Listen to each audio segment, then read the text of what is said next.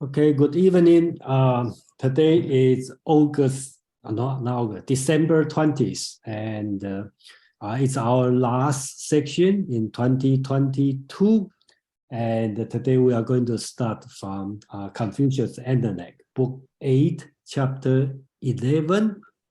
So we can start now. Is anyone want to read your translation on the Chapter 11? Probably from Joe. Yeah, sure. I can go ahead and do it. So 8:11, the master said, a person may have talents as exquisite as those of the Duke of Zhao, but if he is arrogant and selfish, the rest of him is not worthy of observation. Okay, thank you, Joe. And the version I'm reading is the Dasan, the Analects Dasan version. So, because Brittany had actually posted a question there in the chat.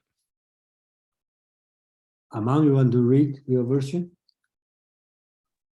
Certainly, I can read the DC loud. Give me 1 second to get to the right verse. I'm just in the wrong place all night. Book 8, verse 11. The master said, even with a man as gifted as the Duke of Zhou, if he was arrogant and miserly, then the rest of his qualities would not be worthy of admiration.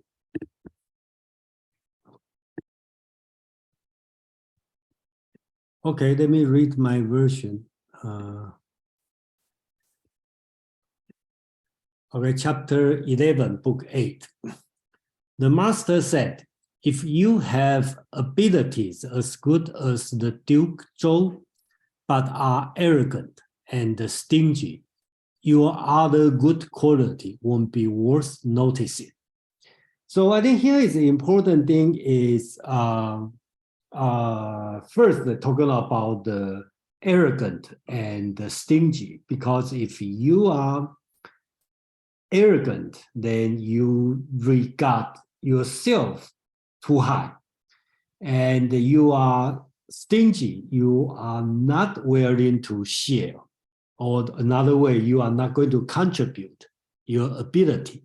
So in this case, doesn't matter how good you are, and then in Confucius' point of view, it's not worth noticing. And here use the example, and I hope most of people know Duke Zhou is Confucius considered him as the founder of the ritual, okay, the best ritual. So the system, the political system built by Duke Zhou is the best of the best in Confucius' point of view. So here also imply another important concept is in Confucius' point of view, virtue always prior to capability. So your virtue is much more important than your capability. So any comment? Among you have anything? I don't have very much to add. I think this is one of the more self-explanatory passages. It's probably just worth noting not only the system that the Duke of Zhou put in place, but the moral character of the Duke of Zhou were considered the highest exemplars in the mind of Confucius. His willingness to step aside from the reins of power when he could easily have taken over as emperor, demonstrated a quality of selflessness that is instrumental and necessary for anyone to develop that character of Ren.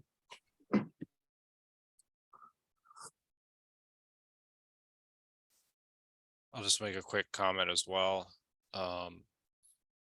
Basically, if you're arrogant, there's two ways of looking at this: that the nobles will not listen to you, but nor will the common people as well. So, I mean, the reality, if you're petty and if you're stingy, the common people will not listen. And if you're arrogant, the noble people will not listen.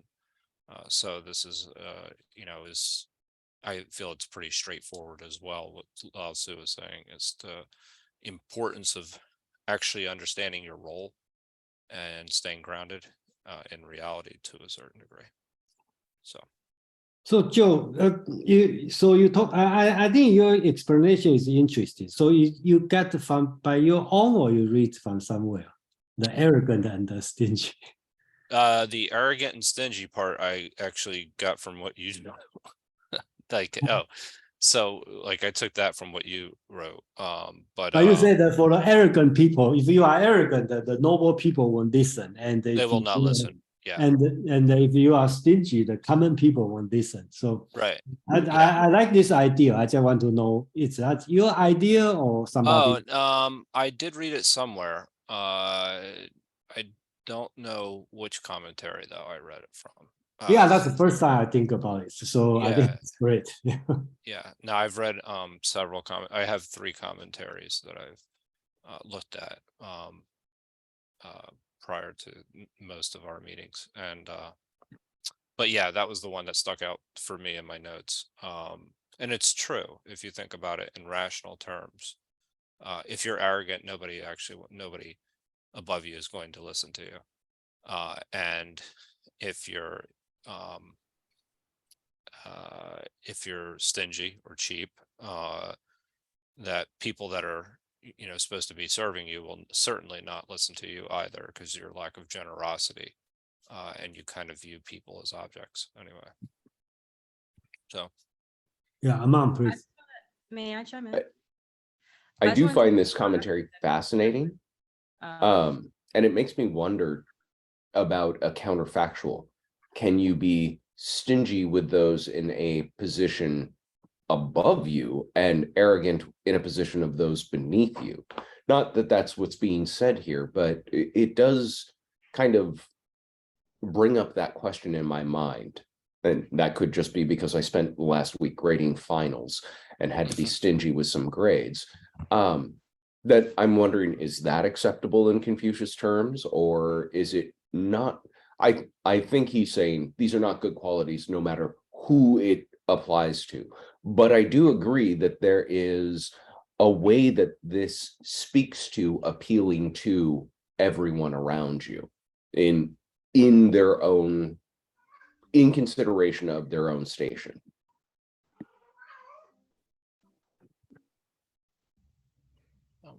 Well, thank you, Amon. Brittany, you have something? Yeah. Yeah, Brittany, I appreciate that. Could you so I was going to ask something similar. So with the interpretation, were you saying that it's okay to be arrogant with people below you, but stingy with people above you, or did I misinterpret that? I think you misinterpreted that. Oh, okay. If you were asking me, I was saying I was just interested in it as an idea, but no, I don't think that's what the statement says at all. Oh, okay. That's what confused me. Got it. Yeah. I guess I thought that this was interesting, but also almost like obvious. Arrogance is unattractive. You don't win people over with a nasty attitude, or like if they feel put down by you, it gets no incentive to listen to you. But then I think about like hidden arrogance, and is that something that's like considered in this examination, I guess? Yeah, because if a person is like overtly arrogant, they're like not in touch with like reality. If they can't pick up on like how they come off to other people or the consequences of that. I was just thinking about that. Can I just make a quick comment to that? I mean, you're also the the idea of your role in society is critical here when we're talking about Confucius in general. So that obviously that you're not necessarily understanding your role properly. It's not just a personality disorder. It's like you're actually kind of you're acting arrogant when you absolutely shouldn't be acting arrogant. So it is kind of like what I was saying before, like it's okay if it's someone below you, and then it's okay to be stingy with someone above you. No, because morality precedes ability. Say that again. No, because morality precedes ability. Morality precedes ability. Let me meditate on that. Yeah, I think that's a very important message in Confucius, and this subject has been debated. I think in Song Dynasty about 1,000 years ago, because at that time China started to have the royal test, royal examination, and at that time some people start to talk about, if you are doing finance, you should test about, the number, the financial concept. If you are recruiting people to doing the construction, agriculture, you should test the people on this. But the debate, the winning side is no. Okay, the morality is unteachable. So we need to test, and then all the ability is learnable. So if as long as you got the virtual person, the moral person, then you can do whatever you need to do. I think that's the concept has been built for a long time. I'm not saying it's right or wrong, but I'm saying that probably coming from this kind of teaching. Quan, please. Yes, I think precisely. I think that you said it all, Jason. I think that in Confucianism, the differentiation between Te, virtue, and Cai, talents or skills, is truly fundamental. But sometimes it can lead to certain unfair treatment of people having good ideas too, because I think that we talked about maybe 5 or 6 weeks ago about the Chinese guy having invented the movable types of printing Pishao, and he was a technician. Okay, he was a manual worker. And if Sheng Kuo, who was an intellectual, did not record his name, he would have been forgotten as the first person on planet Earth in the 11th century, having invented the movable type of printing. So it's not a, but there is also it brings also to the forefront the conception from ancient times that the epistemological development is in parallel in terms of virtue, in terms of skills. In the sense that if you go higher in your moral development, you will have a certain understanding of the inner universe and the outer universe that someone who is not developed epistemologically in terms of morality would not have access to. Okay, and that idea, you have it in Confucianism, you have it with Plato, Aristotle, and so on. So the two can be distinguished, but at the same time, are they so distinguishable? Thank you, Quan. Chris, thank you for waiting. Thank you for the session.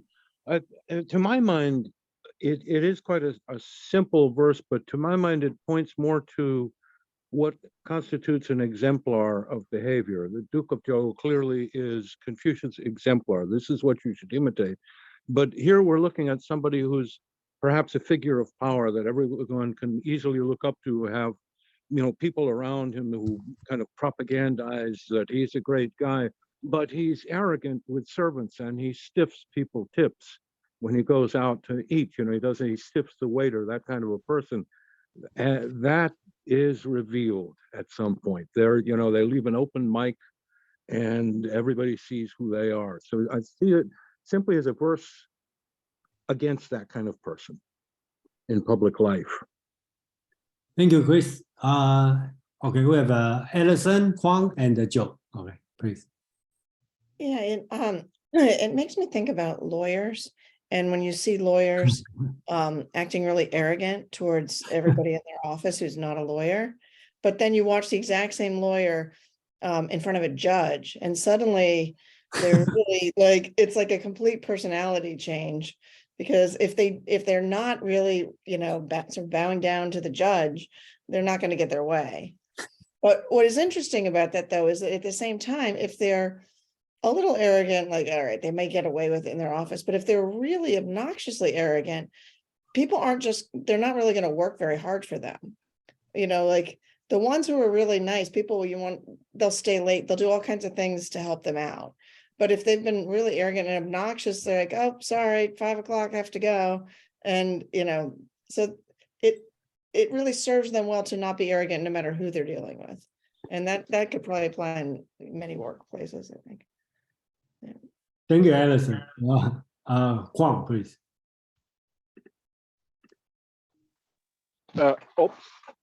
Sorry. I want to say that Confucius, in the case of Confucius, he was perceived as quite arrogant by many rulers in his time, because at the best, he was perceived as a busybody, making commands on everything about the government. And in the worst cases, he was perceived as having a certain arrogance, making recommendations on stuff that would be perceived by the rulers as not being his business.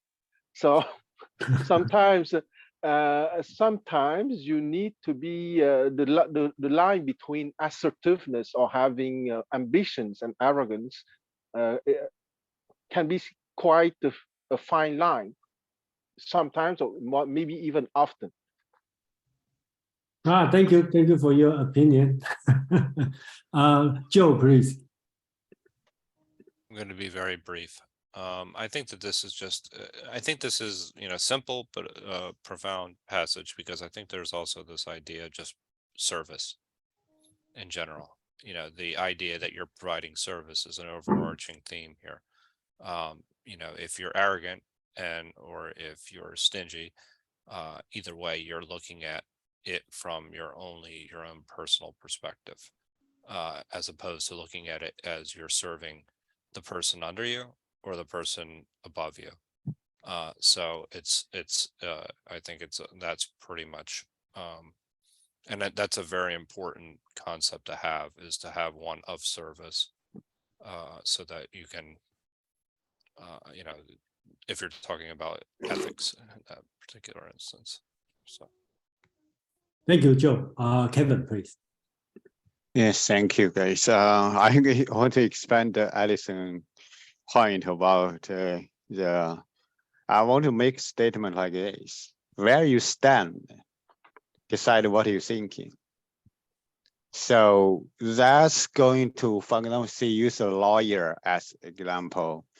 When you talk to a client or opponent, you see it's arrogant, or the gesture, maybe arrogant a little bit too subjective.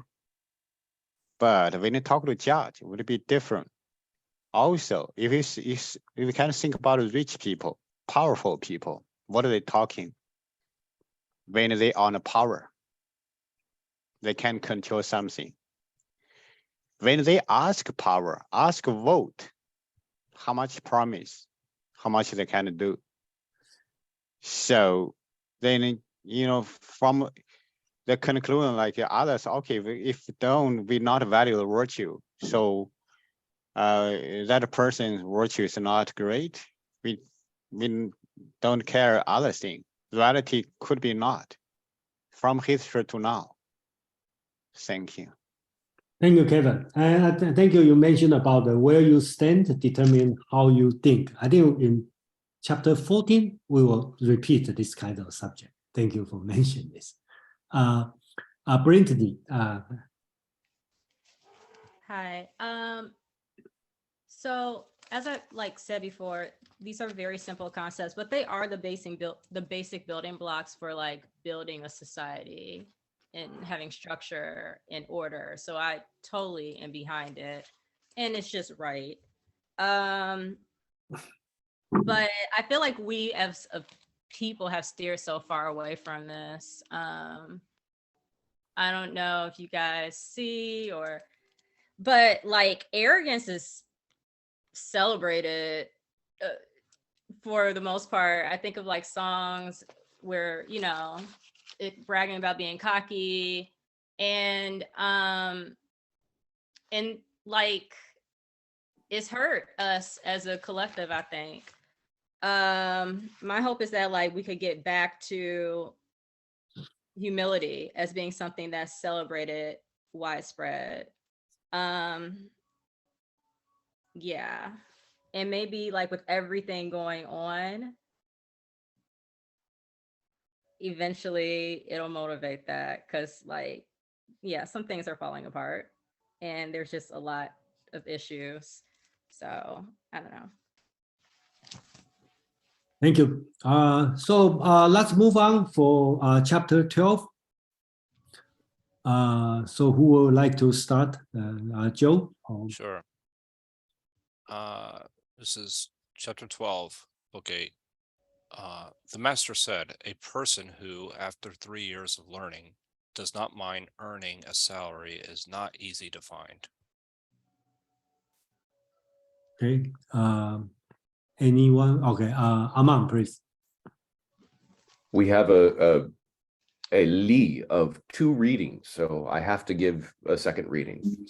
DC Lau, book 8, chapter 12. Oops, I was looking at the wrong one.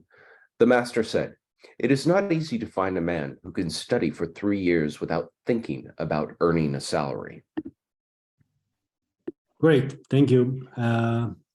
I think the translation basically is all the same, but more difficult would be how are you going to interpret, okay, this sentence. So book 8, chapter 11. The master said, if you have abilities as, Chapter 12. The master said, it is unusual to see people who study for 3 years yet still do not aim to pursue government positions. Question is, what does Confucius mean?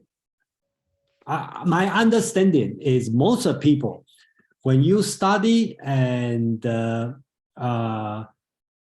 before less than 3 years, you already thinking about a government position. So Confucius says it's unusual. So that means only for the good people were not thinking about government position after 3 years. Okay, because today a lot of people are short-sighted. But yeah, I think first in Confucius' teaching, when you study, you always want to do a government job. So he is complaining a lot of people just studied for a few years, less than 3 years, then he already thinking about aiming to the government position. That's my understanding, but it's not necessary. Always people read in this way. Okay, so I like to see how people think about my interpretation, or if you have a different idea, and that'd be great to share. Thank you.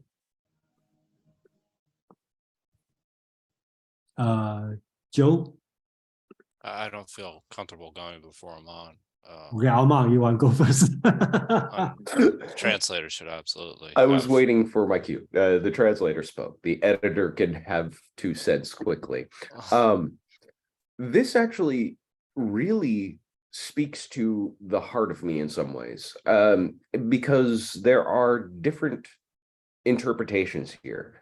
That it's unusual to see a person who will study for 3 years, but do not aim at pursuing a government position. In that interpretation, it is a shame that somebody would put in the time and effort and not be motivated to put their talents into action. That is a pedagogy of performance. And in the other interpretations, for somebody, the DC Lau that I read, for example, saying it's not easy to find a man who can study for 3 years without thinking about earning a salary. This is the opposite pedagogy. This is a complaint about someone being interested in their education only for the purposes of pursuing some sort of reward at the end of the rainbow, a education for jobs pedagogy, as it were. And so I see these as interestingly conflicting interpretations.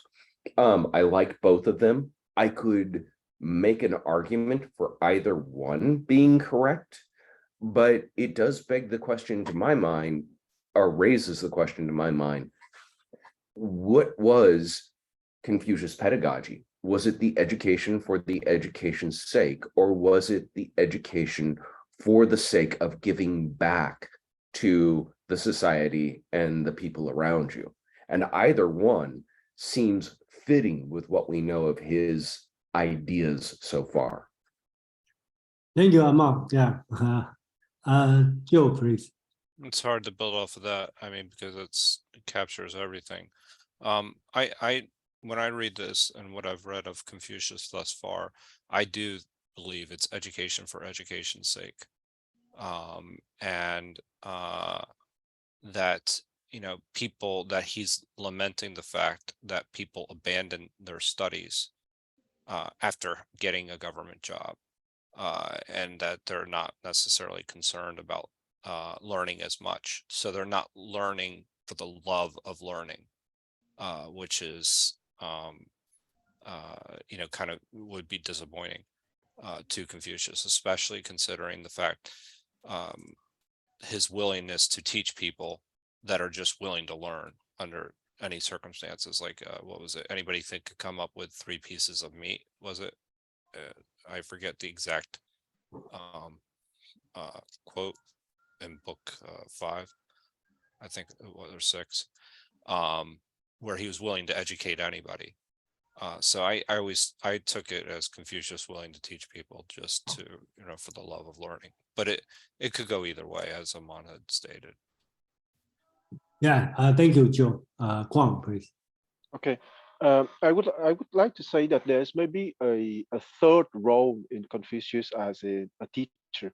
Let's not forget that he was a teacher for the young nobleman. So necessarily the first and very down-to-earth reason why those young noblemen went to see him is because they need to learn some manners to function at courts, simply to be presented to the ruler or in the environment of the local nobility. Okay, so there's a social function that is independent of having a job to be paid or having an education in order to be evolved personally. The other thing that I would like to say too, that in the history of China, often if the sons of the gentry, if there are many sons in the gentry family, you could have some of them that would be driven by the ambition to make some changes in the government or in the nation in order to improve the state of the nation. But you also have the kind of sons that would prefer to devote their time to the study of literature or poetry or painting, that would be perceived as a kind of more romantic pursuit in life, if you want. And that kind of tension in the Chinese gentry or in the Chinese educated people during the imperial era has always been quite present. And I would say that is reflected in those 3 lines. Even nowadays, when you go to college, okay, of course, is to improve yourself, to meet people that you would not have met otherwise. That's for the personal development dimension. But it's also to have a job, unless you inherit enough money from your parents, so you don't have to work. But I would say that it's a minority of cases for most people nowadays. Thank you, Kwang. Alison, please.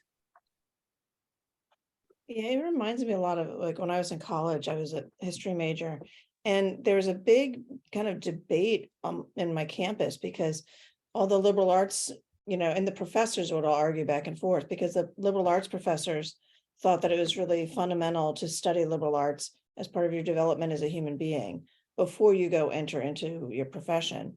And then the professors who taught, degrees that were very closely related to a job were saying the complete opposite. Like, why are you spending all this money if you're not going to get a job when you're done? Like you'll have a degree in philosophy, but then you're going to wind up driving a cab. So, but it's kind of interesting how,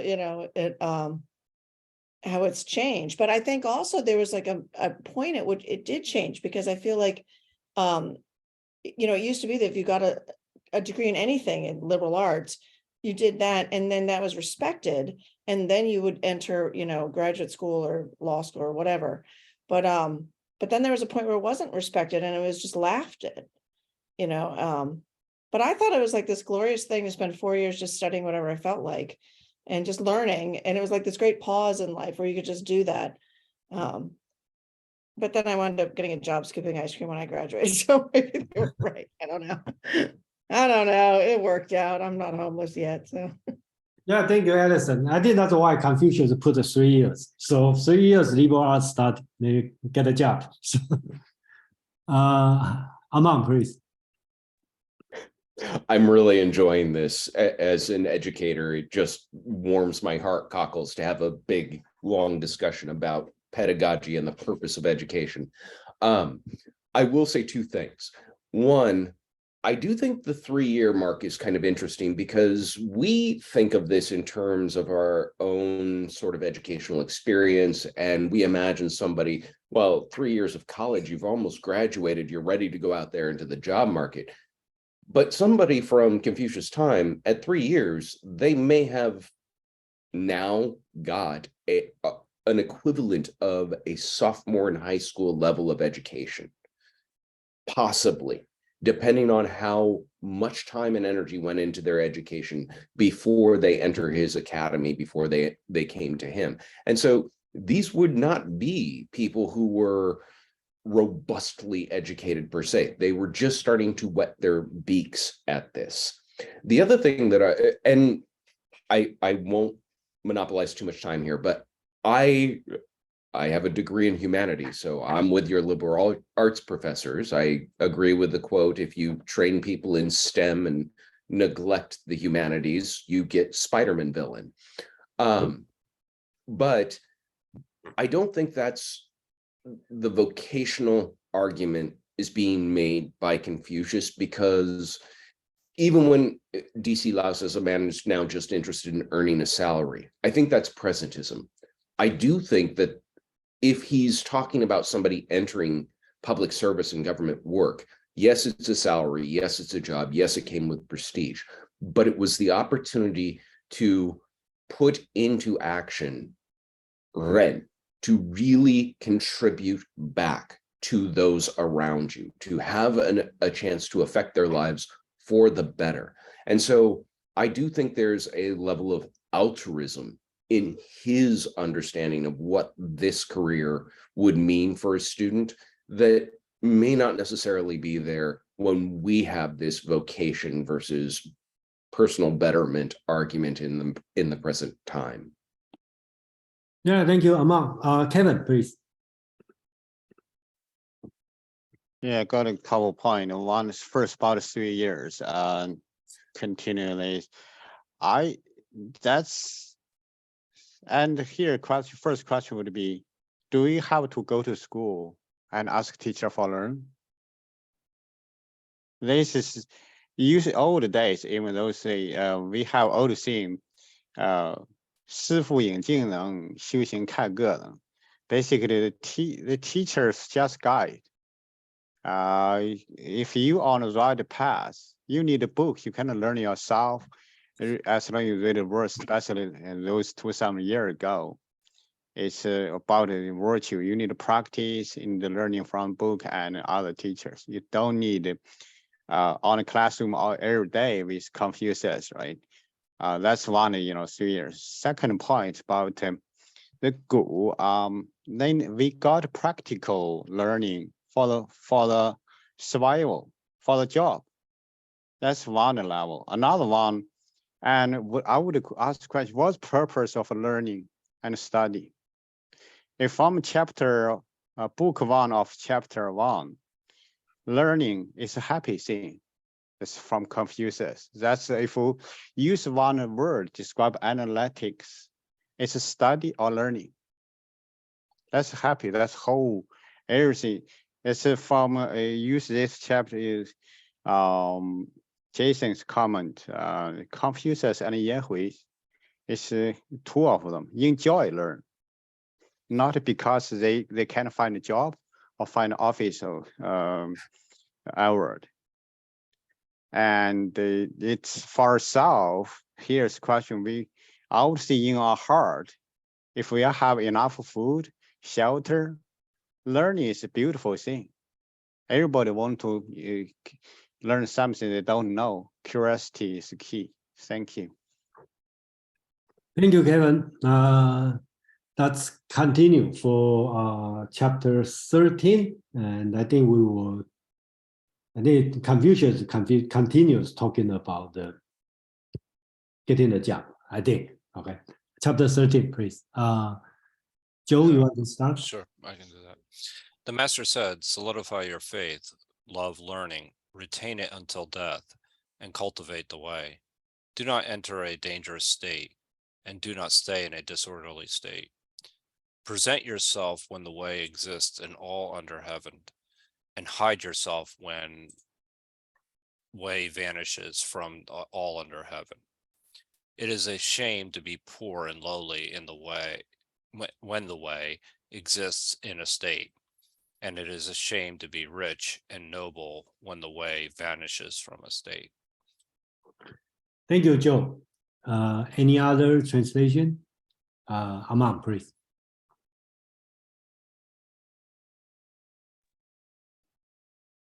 Again, DC Lau, this is book 8, verse 13. The master said, have the firm faith to devote yourself to learning and abide to the death in the good way.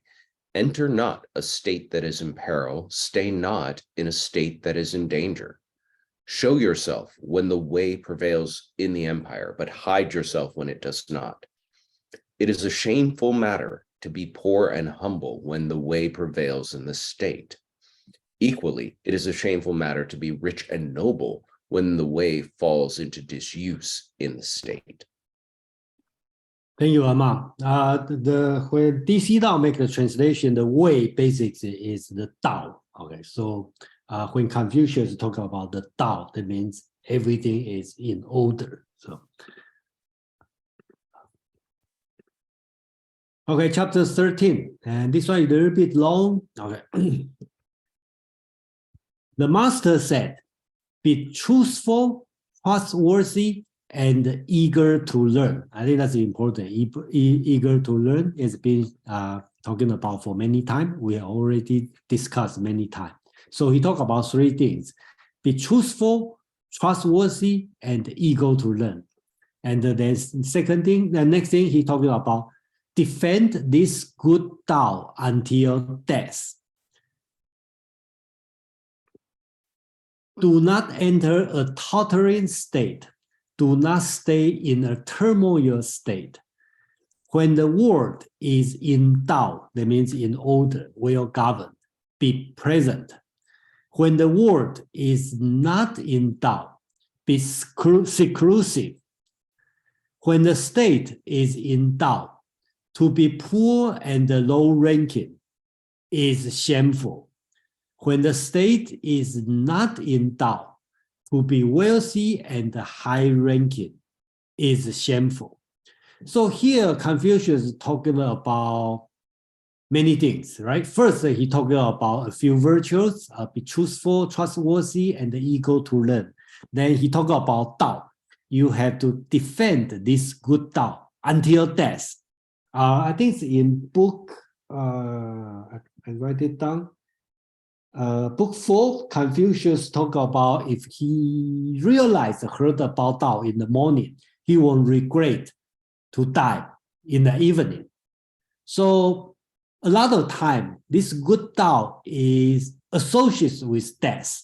But I don't think we should take the death literally. I think we should take it as rhetorical. Okay, that's a rhetorical language. Okay, during this when because the Tao and the death sometimes put together, just mention how important it is.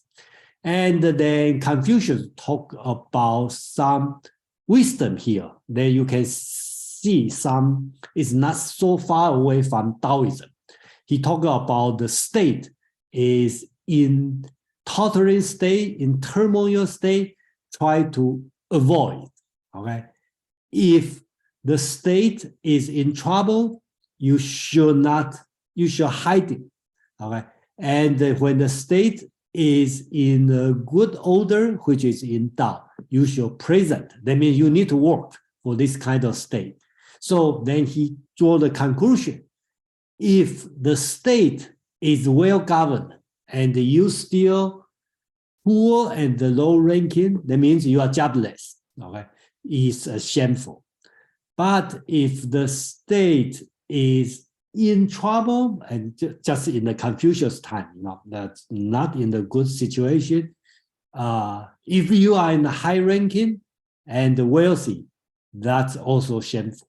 So that's Confucius teaching, and you can see a lot of Taoism, kind of Taoism thinking here. Okay, but of course, people have a different opinion, but we just read this text. That's how Confucius talk about. Yeah. Thank you. Amang, you have any comment? Yeah, I think this verse, as much as anything, captures what Quan was saying earlier about Confucius being seen as potentially arrogant or too erudite in his own time. I'm going to be very generous and say he was right to be. He was absolutely right that the whole thing was on the precipice and just going to collapse into utter turmoil and calamity. In that regard, it's easy to be much more generous about saying this is just a really good analysis of the world and situation he was in.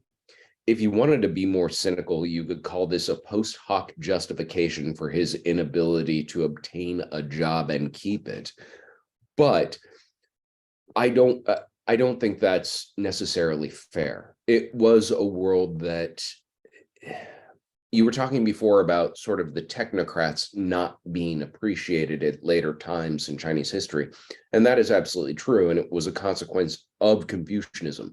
But at this time, those technocratic sort of skilled and intelligent at just mechanizing and managing large numbers of people, logistic supply lines, how to get march an army through a winter, any of these little idiosyncratic things that gave any ruler an edge over his neighbor was valued and was worshipped. And this is what I think what Confucius is talking about a state that has lost its way, that is so mired in the existing competition and the little tweaks to details that can be done to give them a one hand up that they have lost sight of the greater picture of the greater good for all of a people. So yeah, my cynical knee jerk is to say, this is the best justification for unemployment for 60 years that I've ever seen in my life. But at the same time, it's fair. It's a fair analysis of why he would be unemployed and why it was not shameful in his mind to not be able to land that coveted position. Thank you, Amam. Any other comment? Huang, please. Yeah, very interesting what Aman just said, because in the Analects or in other books of Confucianism, we have many anecdotes of Confucius not being arrogant, but expecting a respectful attitude from the ruler when he speak about philosophy or lofty principles of how to rule the state and so on. And many times, because he did not react like a sycophant, he did not gain the opportunity to get a position precisely with that ruler.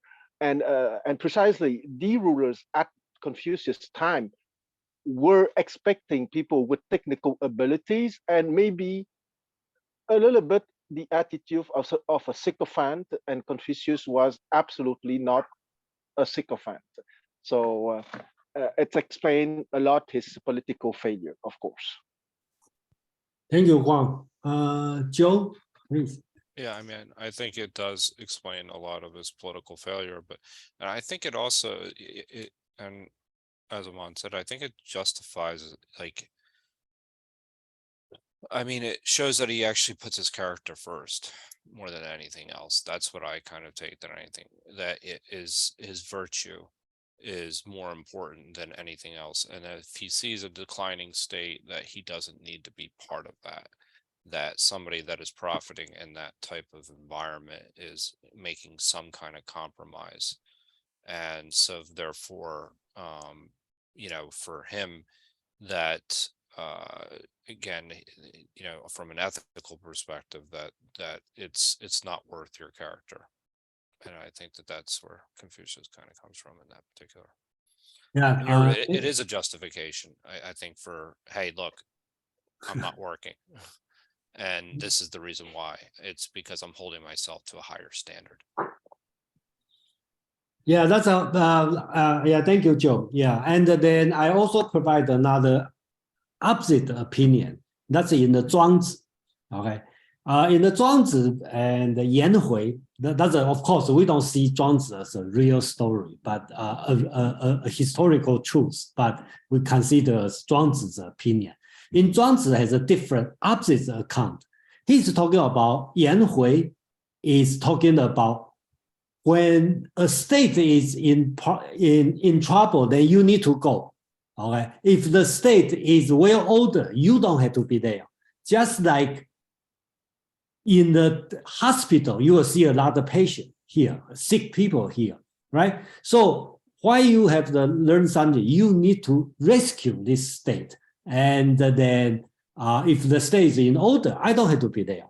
Okay, that's Yan spoke in the 庄子, and the Confucius say no, it's just opposite. So that's another different teaching. But you know, I'm not here to say which way is right, which way is wrong. But I'm talking about they always have a different opinion. And in the 庄子, Taoism writing, you will see the totally opposite kind of, not 100% opposite, but you will see different kind of opinion here.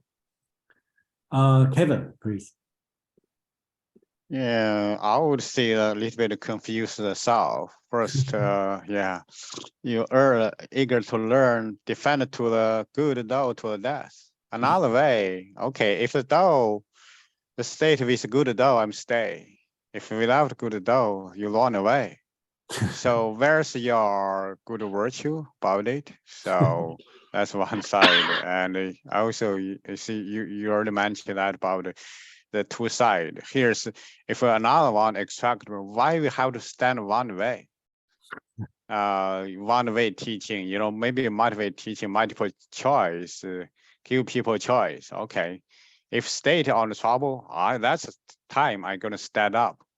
If state on trouble, oh, you know what? Yes, because their government not good, I'm gonna run away to serve other good country. And plus, every person has different ability and personality. You can base your own choice. Thank you. Yeah, thank you, Kevin. Kwang, please. Yes, I would say that to speak about the to be eager to learn or to love learning, since I have myself a rather Taoist attitude, I would say that that kind of thing is very personal and it's from your personality. Okay, no brainwashing from your family and or your society will change what you are at the core of your personality. And that kind of people exist in many examples in Chinese history.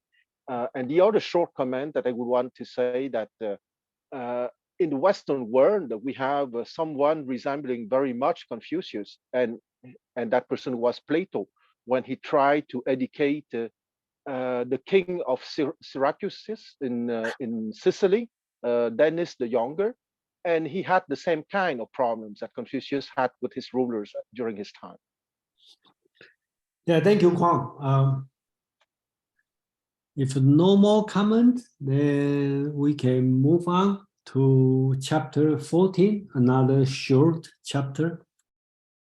Let's start from Joe. Sure. I was trying to go slower because I don't want to feel like I'm the one, like when I lead, I go too slow. So I'm like, No, I'm this trying to, this few are very short, but until Yeah. for the last 4 chapters is much longer. So. yeah, no. So 8:14, the master said, if you are not in a certain position, do not discuss its policies. Okay, Aman, you want to do it? Yep. 8:14 by DC Lau. The master said, do not concern yourself with matters of government unless they are the responsibility of your office. All right, thank you. And look like DC Lau and Joe's version is quite different. Okay. The word here, mo, okay. Joe's translation talk about do not discuss, which I probably not agree on this translation. So let me read my translation. The master said, not in his praise, not seeking his government. I hope we make it clear. And Among suggests another one, I put this way. The master said, not occupying his position should not seek or interfere with his government. So this one also become historically important teaching about one way to explain is rectification of name. What position, put this way, if you are not in this position, don't talk, don't seek this kind of government. So in other words, I think Kevin already mentioned, right? He talked about where you stand, determine how you think, okay? So I think that's become a kind of like a self-control your job description. Okay. So I think that's become an important teaching. And I also put a note on book 14, Zheng Zi. Okay, remember Zheng Zi, the Confucius' youngest student. Also further narrow this kind of teaching. He talking about a Junzi thought should be limited by his government position. So kind of like further limit this kind of thinking. So that's what I get on this one. And then let's open up for discussion on this chapter. Aman, go first, please. Again, I always appreciate the inside baseball look when we get to see, the process of translation, because this is a challenging, it's 10 characters. And in those 10 characters, a great deal of meaning is communicated in the original Chinese. It's very hard to get something that terse that communicates the same sort of meaning as poignantly, which is why I did some elaborations in my suggestions and added parentheticals, because really for this to be, I think, clearly understood requires some inference of words that would be omitted from the original Chinese. So if you don't have this job, you should not seek to interfere with someone else's governance or the way that they unroll their or decide to execute their government actions. Confucius would never accepted a job title that said other duties as determined. He would see that ambiguity as unacceptable. And I agree. The rectification of names is a really central idea in Confucianism that has not been elaborated on a lot in the Analects up until this point. But this is where that idea that becomes so central to Confucianism going forward, and to my mind and my argument, was central in how he, oh, excuse me, I've got to say goodbye to my grandson. Yeah, the rectification of names is important. I'm going to let you guys talk. I'll be right back. Joe, please. Sure. I think it's appropriate to read some of the commentary for this particular translation that I'm reading. It says, I supplement as follows. Wei, position, refers to a position a subject stands in at court. If a person stands in a position of the great ministers, he ought to discuss the policies of the great ministers. If a person stands in the position of the chief administrator of a town, he ought to discuss the policies of the administrator. Those who are lowly have no positions do not discuss the policies of officials.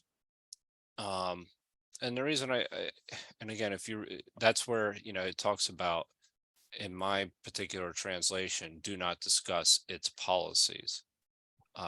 That's the logic that they're using. And it's very hierarchical, but this is pretty consistent with a lot of what we've read about Confucius as far as playing your own role and not necessarily offering advice, which is, I'm not saying this is ideal, but staying within your position and only offering advice that is essentially appropriate, not going outside of your current status. So, I mean, I see what they're saying. I don't necessarily like it. The other, there was another from a different area that was talked about. It says the noble person's thoughts do not go beyond his position, must initially have made up a single chapter. And so anyway, those are just two of the comments that I thought that were worthwhile in explaining my translation. Yeah, thank you, Joe. Yeah, because when I first heard you read about discuss, okay, so I kind of disagree on the translation because the Chinese word "mo," and I don't see should connect with discuss. But right now I understand it's probably right because it's talking about discuss the policy, right? So if the pre-assumption is you are the court minister and you are not in this position, you should not discuss for example, you are the chief military, the minister of military, you should not discuss the policy of financial, something like this. So I think that in this sense, I understand the translator to make translate the word as discuss.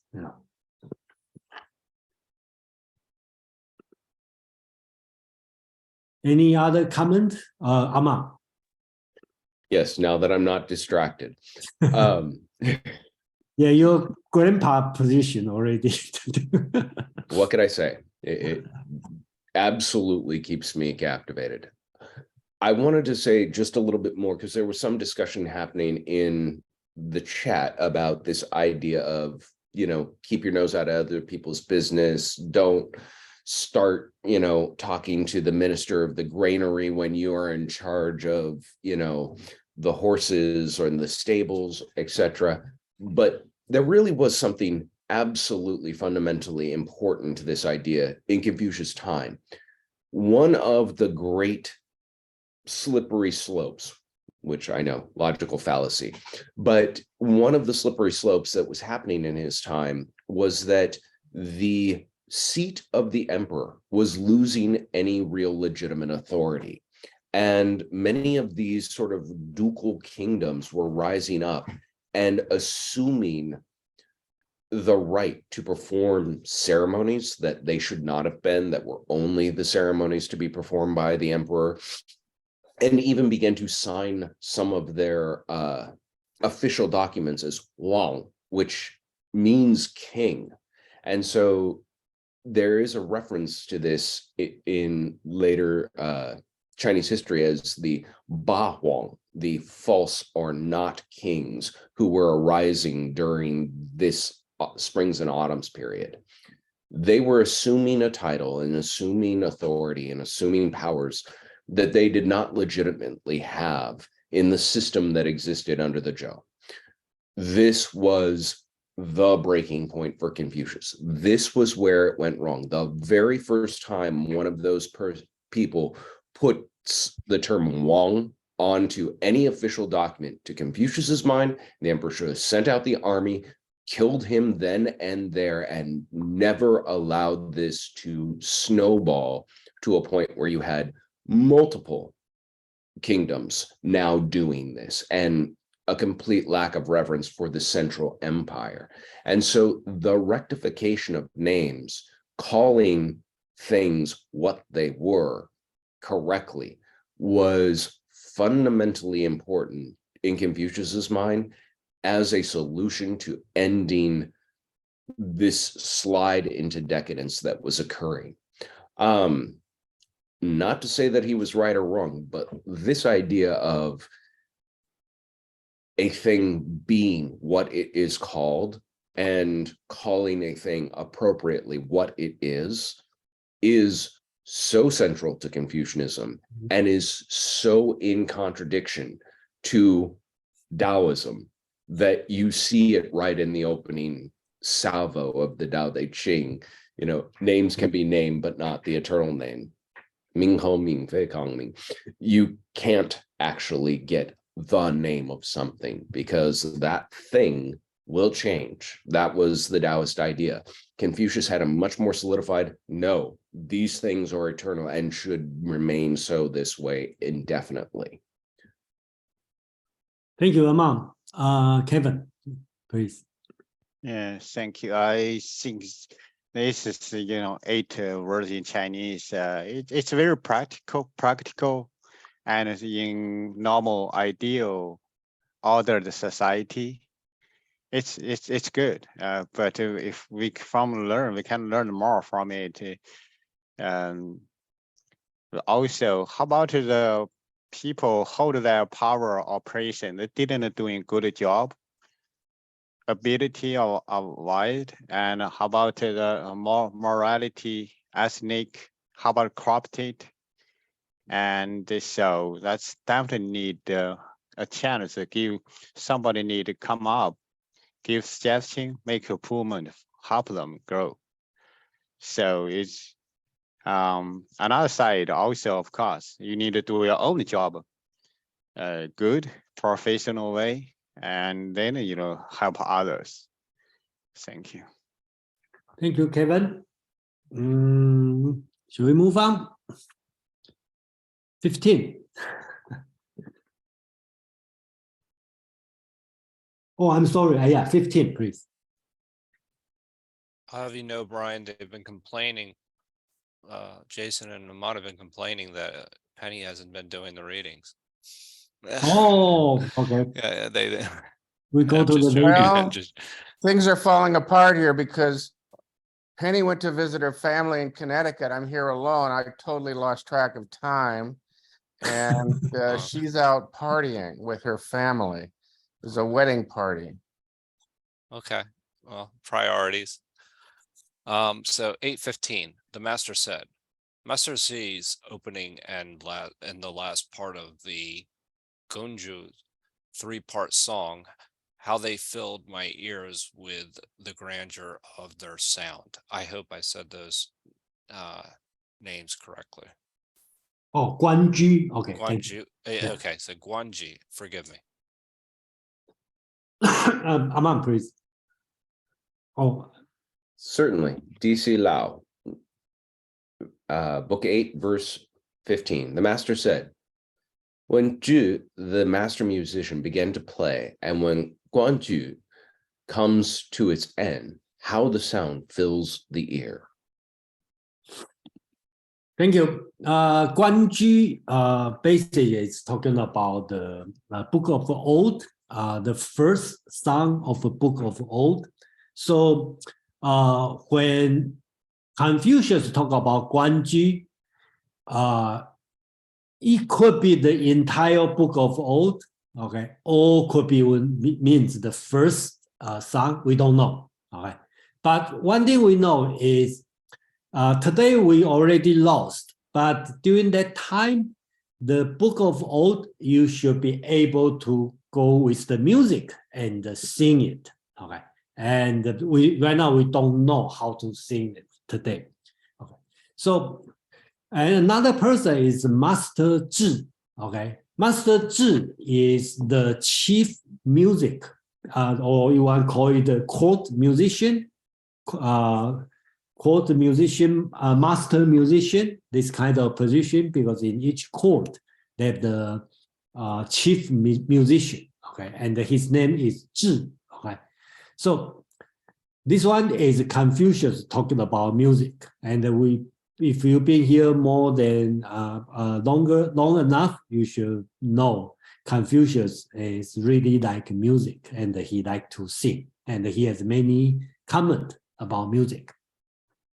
The master said, from Master Zhi's overture to the final ensemble of the Song of Water Birds, the music is magnificently filling my ears. So I don't see here is any moral teaching or anything. I see it's pure Confucius talking about music. And I didn't translate the words guanju, because guanju means the guanju jiu, okay, that means the birds is singing guan, okay. So I translate a song of water birds, because that one described the water birds and the singing. Just give a few background, talking about the birds singing. And then when you hear the birds, usually is male singing to the female, and you start to thinking about the beautiful lady, and then the men were asking for a date for the lady. That's on the surface, but of course, Confucius have a different meaning on that. So that's the song he's talking about. So Confucius is talking about the master musician play the music, okay, and start from overture and to the ensemble of the water birds. Probably he means the first song, okay, and the music is magnificently filling in his ear. So that means when the music is done, his ear still filled with the music. That's Confucius' description. Thank you. And any comment? Chris? Oh, Aman, go first. Sorry, Chris, please wait. It's okay. I had very little to add to this. I do think the chapter is pretty self-explanatory. I will make the comment that I really do appreciate you taking the time as a translator to actually unpack what this particular verse, the Guangju, actually means, and putting it into terms that I think make it less opaque for readers who are not necessarily neck deep in Chinese history and Chinese literature, to be able to know, oh, the final overture is an ensemble that's meant to sound like water birds. That's something that doesn't come through just with the translation of Guangju. So my hat's off to you, not literally, but my appreciation. Thank you, Aman. Chris, please. Yeah, I just wanted to share a wild conjecture, which is I've always thought that the reason the classic of music is missing is it was never written down in characters. It was on pieces of string, which are long gone. it was quipu, like a knotted string to record the music is my thinking. I have absolutely no proof in the literature or the archaeology. It just occurs to me as a kind of a natural thing. So I thought I'd throw it out there. Thank you, Chris. Any other comment? Joe, please. Just very briefly, I'll just make it, I do feel like it's straightforward. Actually, I have a question. What was it basically a little bit earlier on when it was appropriate to sing during a funeral? Okay. I'm trying. If you cry, okay. If you cry today, you don't sing. Okay. Okay. All right. That's what I was trying to remember. Yeah. Okay. So that's Thank you. that's book 7. Yeah. So that's a conclusion. Yeah. If you cry today, you don't sing. Okay. That's a Confucius teaching because you show the sincerity. That's so right. Historically, something happened like this. One ex-prime minister died, and all the ministers went to go there to mourn the ex-prime minister. But one Confucius scholar said, no, we should not go because they already sang. They sing this day, so they should not mourn. So they take the logical objects. So if you sing this morning, you don't go to the funeral. So there's some people take it literally become this. So any other comment? No, thank you for that. I appreciate that. I didn't write everything down in my notes for that. Okay, look like we can finish book 8 today. Chapter 16. Who would like to read? Joe? Sure. The master said, undisciplined yet not upright, unintelligent yet not sincere, incompetent yet not trustworthy. I do not care about such people. Okay. Aman? Verse 16, the master said, men who reject discipline and yet are not straight, men who are ignorant and yet not cautious, men who are devoid of ability and yet not trustworthy are quite beyond my understanding. Okay, thank you.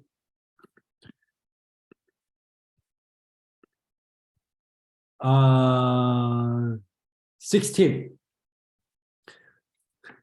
The master said, ardent but not candid, ignorant but not honest, incompetent but not trustworthy. I don't know how to teach them. Okay, so the last sentence, I think the translation is different. He in the Chinese word talk about I don't know it.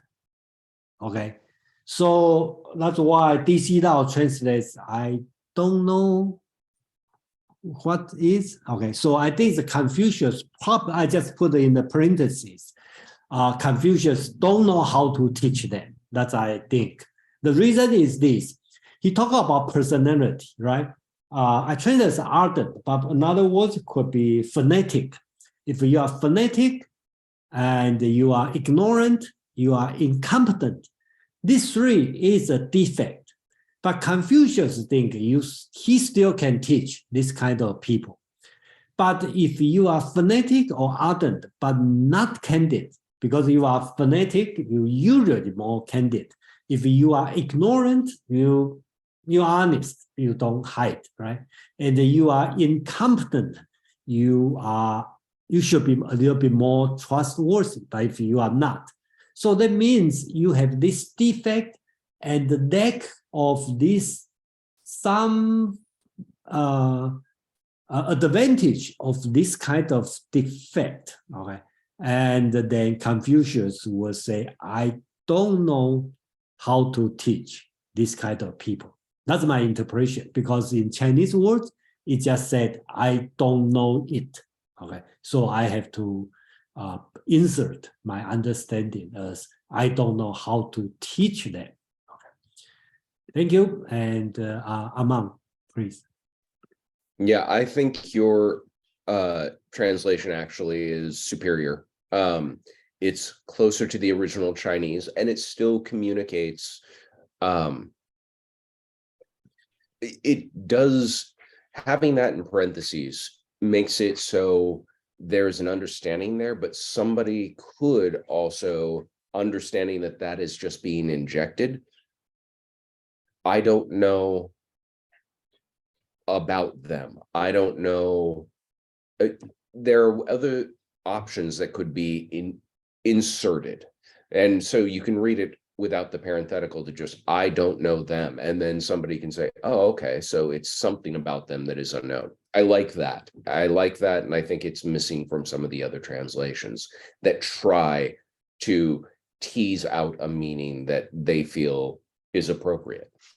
Other than that, this is interesting because this is a teacher complaining about students or about potential students, but students that are unreachable. And it does make me wonder, at what point in Confucius' life was this snippet recorded? Because at other times he seems so open to just about everybody, but this is almost like he's got an influx of students that he just are beyond him, are uncontrollable. And anyone who's been in a classroom has had that experience before. So it's kind of nice to see this humanizing moment from him, in my opinion. Thank you, Aman. Brian, please.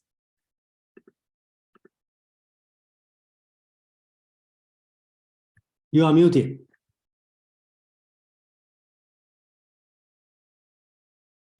So I'm looking at the Legge translation, and his last words are, such persons I do not understand. And that, when I first read this, I thought this was a very interesting verse. I had to read it 2 or 3 times. And it seemed like a cautionary verse to me, a cautionary verse to people who are ardent, stupid, or simple. If you know that you're ardent, you had better be upright. If you know you're stupid, you should be attentive. And if you know you're simple, you should be sincere. And so I don't know exactly what the Chinese words were, but there's kind of a derogatory implication in these words in English, but maybe not in Chinese. And I think if you know yourself to be ardent, it's probably better to be upright. If you know yourself to be, let's say not the brightest, I don't know, the least informed, then you need to be attentive. And if you know that you're simple, you're not sophisticated in the ways of the people around you, then a way to get through is to be sincere. That's how I took it. Well, thank you, Brian. I can share some etymology about the Chinese word. You probably will, and because the translation always have the change. So first, we translate as ardent, okay? That's the words, okay? And you can see the first sign, okay, on the radical, that means a dog, okay, animal, okay? So you kind of have ardent, fanatic, like animal drive. That's the first word. Second word, I translate as ignorant, stupid. Okay, this word, I don't know how does it come from, but according to Zhu Xi, that means people without knowledge. Okay, so that's the second kind of person. Third kind, this one, they say kong kong, they repeat. Okay, repetitive. Okay, so Hong Kong. Okay, so you can see on the one side is your heart mind, and second one is empty. So your heart, your mind is empty. This kind of person. So in general, we consider as incapable. Okay, so we talk about these 3 kind of person. Okay, so just for your reference. Yeah. Thank you. Joe, please. I really appreciate Brian's comments actually for this, because I think it really speaks to the idea of knowing yourself, and then how do you basically overcome your weaknesses. And so I do appreciate that. I really do like your translation better than the one I had read, where it says, I do not care about such people. That kind of changes everything compared to what you have under your, I don't know how to teach them in essentially. And that's a big difference, because one, where is that he's kind of exacerbated, like he just doesn't know how to approach his students and he's trying to get through. But the other is quite arrogant.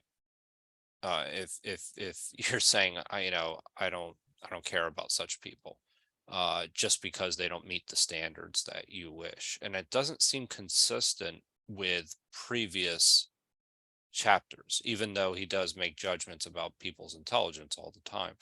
He does seem to be welcoming to all people. So I don't like necessarily the wording that was used in my particular translation. That's just some comments. Thank you for your comment. Kwang, please. Yes, I have maybe a hypothesis to offer to Amon's interrogation. I think it's not necessarily a specific group of students or specific place, or maybe a specific place, because as you know, when Confucius was in exile from 497 BCE, he went through many principalities in China at the time, but he always come back to Zulu brother-in-law house in the principality of Wei, just west of Lu. And that principality, there are many rich people in that principality. That principality is much richer than the smaller Lu principality.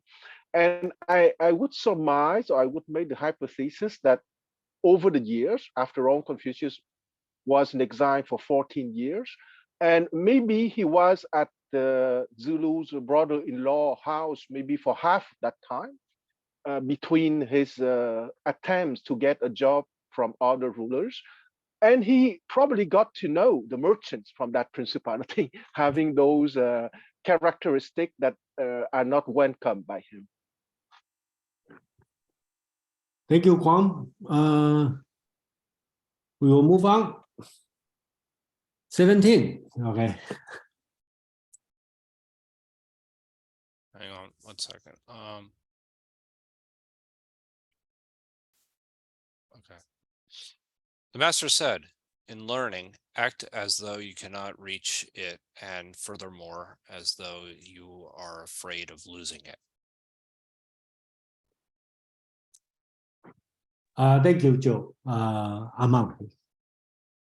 Verse 17, the master said, even with a man who urges himself on in his studies as though he was losing ground, my fear is still that he may not make it in time. Is that the translation or interpretation? That's the translation by D.C. Lau. Seems a little bit too long. Bar the mark. Yeah. Okay, so I think this one is important and probably will be different than Joe's version, because in Chinese, if you know, you will probably, if you look at the Chinese character in Confucius Analects, you probably will see a lot of this word, 知, okay, means it. It could be them, it, whatever, okay. So it's a pronoun and very broad meaning on this. That's why create a lot of ambiguity here.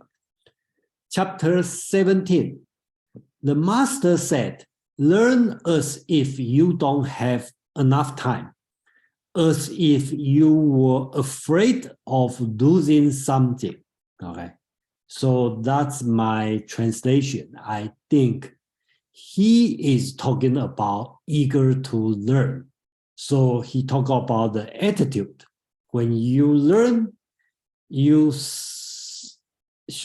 attitude should be as you don't have enough time and you are afraid of losing something, because when you just learn, you are afraid that you lose it.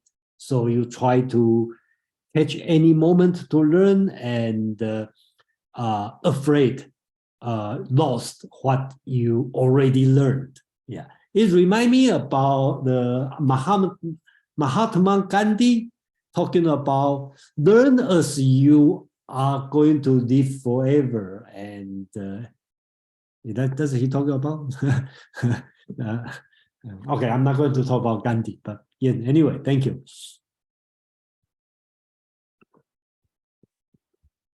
Yeah, I do think your translation is much more apt. It's much more accurate than the DC Lao. And I view this as a locker room coach pep talk. You know, it's standing in front of those students saying, learn as if there isn't enough time to learn. And as if you're afraid of losing it as soon as it's in your mind. You know, you're pumping them up to give them the, here's how you feel motivated about actually learning this. That's at least the tone I read it in when I read it. Thank you, Amam. Thank you, Elena. I put a post on the every day can be the last day. So yeah, Joe, please. Yeah, I mean, I'm in agreement with Aman as far as you know, this is kind of like, yes, it's almost like a pep talk. You know, learn as though if you cannot reach it. So you know, with all your might, just keep pushing forward. But you know, there's also another way. I also look at it kind of too, is that you could interpret this as like that you're always learning, that it's something where you're not necessarily you know, if you're learning that you cannot reach it, you're, you know, acknowledging a certain amount of ignorance. I would think. But I'm not thinking that that's the way I would interpret it, but it's one way you could interpret it. Anyway, that's just a thought. Thank you, Joe. Any other comment? It's simple, right? So, Amam, please.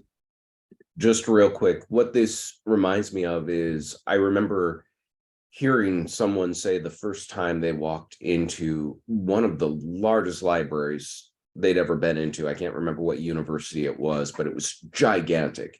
And they said, I had this overwhelming moment where I realized there was no way in my life I could read everything in there, and felt compelled to begin that process right then to see how far I could get. That to me kind of modernizes what Confucius was getting at here, because none of them would have ever seen a library that extensive, but it's the same idea. There is so much to be learned. You cannot ever expect to learn it all in a lifetime, but you should get started today to see how much you can get in a lifetime.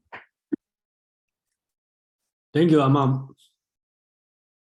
Okay, we can move on for the last four chapter. Okay, so we have to change gear from now on, because in this book, there's the portion, as I think it's about five chapter is about what Zhengzi is talking about.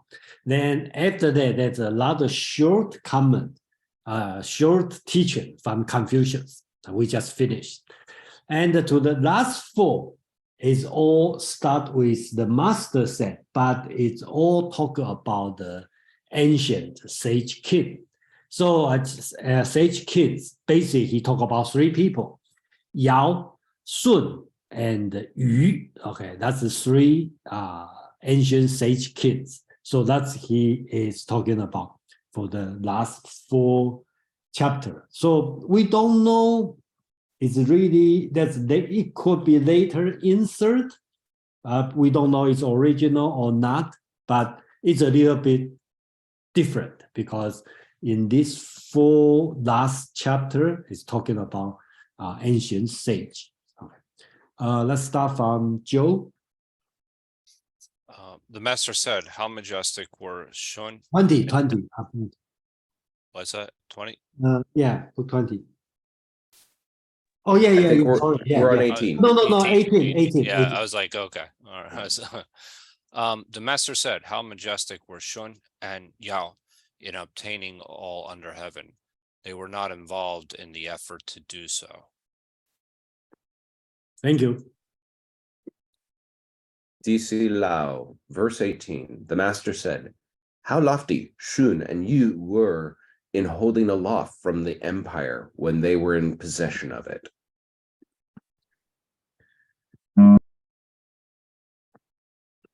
Okay. So the translation is, because the Chinese word is not very clear what Confucius means. The master said, how towering he is.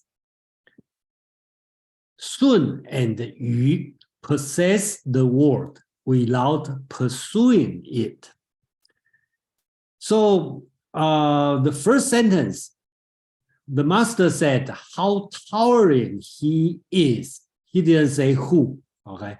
He just said how towering, how magnificent he is, okay? Sun and Yu possess the world without pursuing it. There's many ways to interpret this sentence, because Sun and Yu become the empire, not because they conquer the world or because his father would inherit from his father, because Yao, so-called abdication and yielding the throne to Sun. And then later on in the Sun's older age, he also do the same practice, abdication and yielding the throne to Yu. Okay, so that's why question number 1, when Confucius said how towering he is, what does he mean? Who? I think could be Yao. He's talking about Yao is great. And they start this tradition, okay?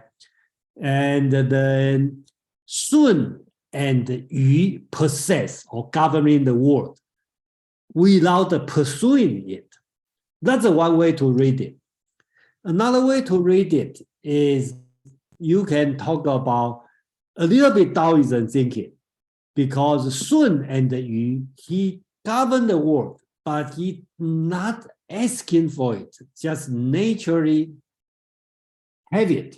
Okay, that's another way to interpret this one. Okay, so I think that's the way to another way to read it is a little bit more same as Taoism thinking about Sun and Yu possess the world, but their virtue is very high, so they don't have to pursue it to govern the world, because their virtue already make them, Sun and Yu, as the great or sage king. So in this interpretation, how towering he is or how towering they are means Sun and Yu. Okay, so that's a different way to thinking. But in my opinion, I think Confucius is talking about Yao, who start this tradition. So Sun and Yu govern the world, possess the world, but they don't pursue it. Okay, so that's it. Thank you. Aman, please. Yeah, I again appreciate the leave in there, because I do think that I agree with you that the reference to who he's speaking about, how towering he is, could be Yao. I also think that it's meant to be read in both ways, that you could be reading how towering he is, Yao, how towering they are, Shun and Yu. And I do think that there's something to this, that when they're talking about pursuing it, not just the idea that they didn't have to work to govern out of their own virtue, but they didn't have to hew to traditions that were expected of them, inheritance of title. It was passed down to them because of their virtue.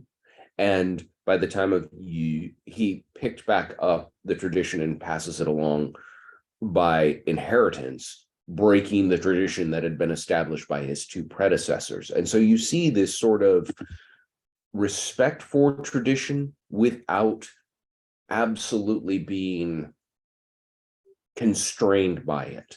And that's why I added that little parenthetical there. But I do think that this is a great translation. Thank you, Amam. Chris, please.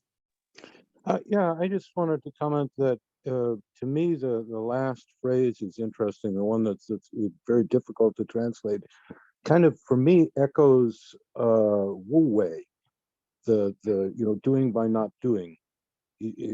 Although the grammatic particle kind of indicates not having anything to do with, it also to me kind of is like being non-attached in Buddhism, and also this Taoistic influence of the Wu Wei in that one little three-word phrase. Thank you. Yeah, thank you, Chris. Yeah, in general, Yao and Sun also being viewed as Taoism sage. So if you understand them as kind of Wu Wei, which is also traditionally correct. Yeah. Heaven, please. Yeah, slightly different. Your translation is 不语, right? That yeah, 不语 to yourself or 不语 to we don't know. Yeah, we don't know that one. It's as a tradition, we another way Chinese culture aspect understand the sacrifice for the society, other people, the people, you're the king or the ruler served. So that's different our modern practice. We use we select leader by election, by vote, not by the capability, ability. So that's even I would say, I know the political system different Chinese with American.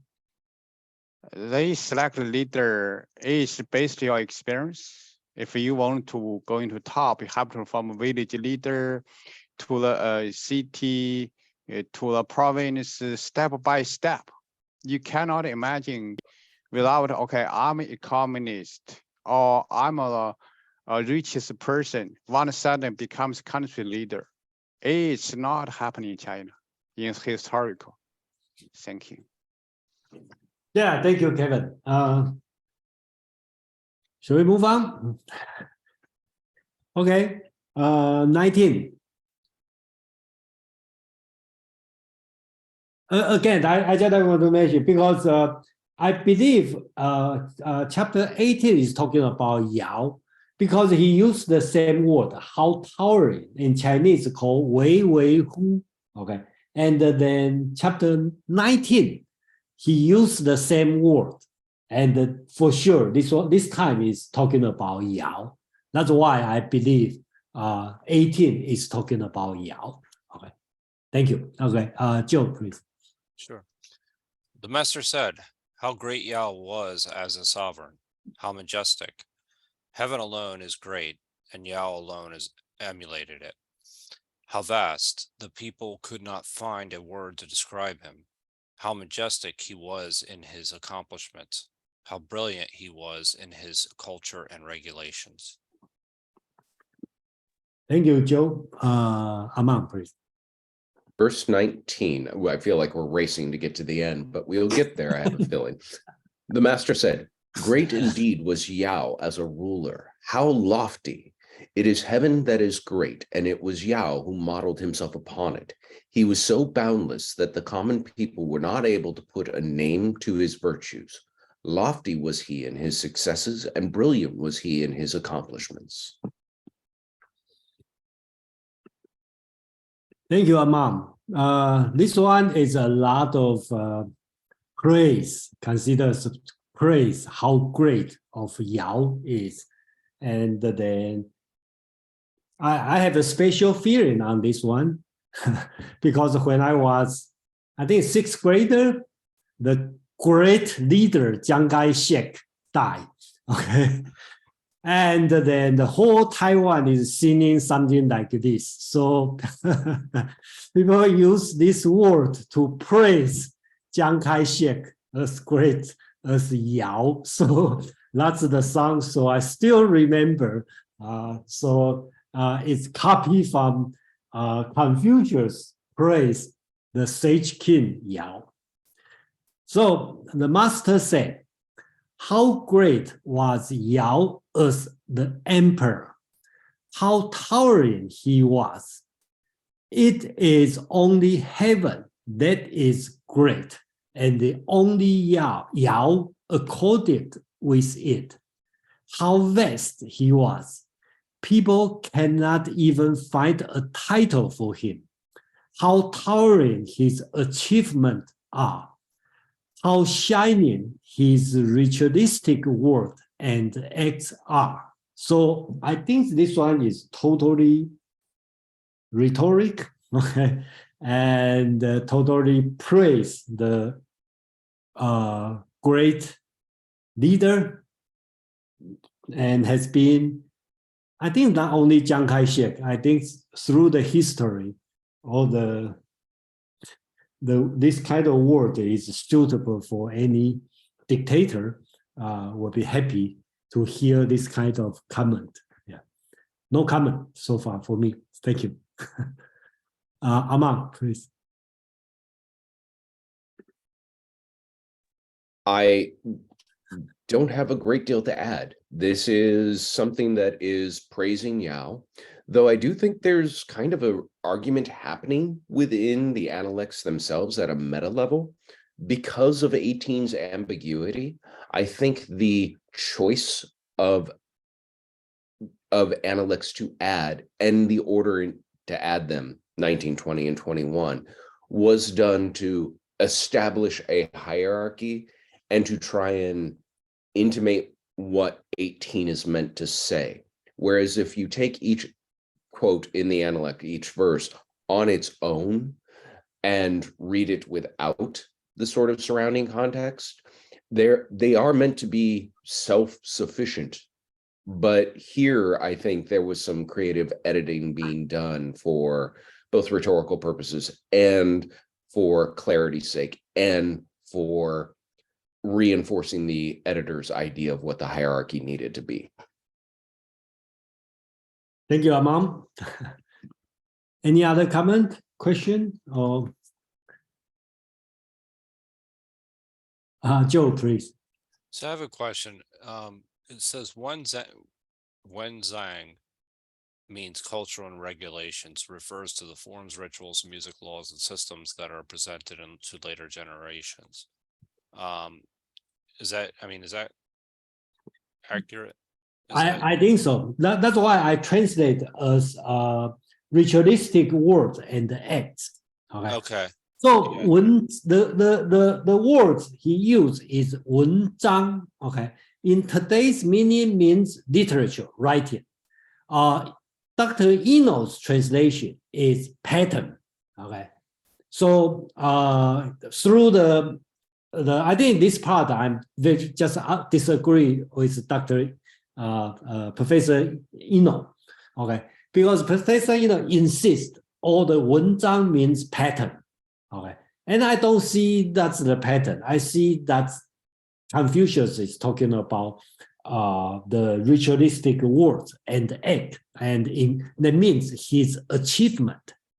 Okay, because Confucius talk about 文章, I mean the ritualistic word and the act about Yao, and his disciple also talking about Confucius has a great 文章, which is ritualistic words and action. Okay, so I think this word 文章 should means ritualistic word and action or something they did, achievement. So in this way, I agree with you, Joe. Yeah, that's the translation. Yeah. No more comment? We really want to finish? Or Okay, at least get in one more. It's 11 o'clock. How many do we have left? 2. Two. That's a year end, so we have to wait for whole year. So Let me it means we need to work hard during the new year for the chapter 9. I will get on book 9. I just wanted to say, and it's kind of a teaser. Last chapter we just finished on Yao, next one on Shun, next one on Yu. So it's establishing that pecking order.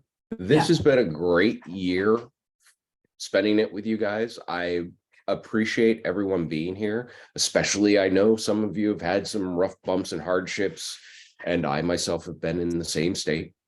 I'm looking forward to seeing you all. I won't say in the year of the rabbit, because that won't actually happen until the end of the January, but I will see you in 2023. We thank you for everything, Haman, and it's a privilege to have you here all the time. Oh, and so Nali. Yeah. Mamanzo. We will have January 10th. That's the day we start. Okay. Okay, shall we continue, or we should leave this 2 for the next year? We'll leave them for next year, I or think you we- can do them without me. I think we should leave them for next year. I mean, they're long. Okay. That's Hang on, let me practice see. Taoism philosophy, because you don't do it to full. You just always leave a little bit space. Okay. So next year we can kind of review it, and then so if you finish it, that's too Confucius. You try to do it in perfect situation. So let's do it a little bit Taoism. Let's leave a little bit space. So next year we can start with last chapter of No, so we have 2 more, but they're both very, very involved. 20 and 21. yeah. Happy yeah. holidays I don't want to- rush, and then today I holidays. also don't want stay too long. Just 1 minute. Let me